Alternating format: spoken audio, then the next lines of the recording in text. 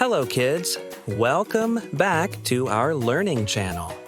Today, we are going to learn a super cool math concept called multiplication. Let's get started.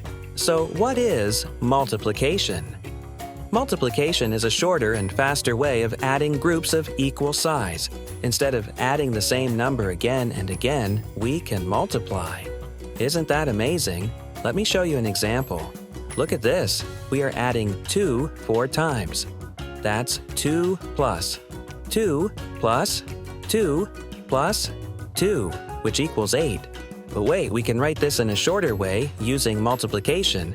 Instead of writing 2 plus 2 plus 2 plus 2, we can write it as 2 times 4 equals 8. This means 2 multiplied by 4 equals 8. See how quick and easy that was. Here's something important to remember. The times symbol is the sign for multiplication. We read it as times or multiplied by. So when we say 2 times 4, we mean 2 added to itself 4 times. Simple, right? That's it for today's lesson, kids. Now you know how multiplication works and how it makes math easier. Try practicing this with other numbers at home. Don't forget to like this video, share it with your friends, and subscribe to our channel for more fun math lessons.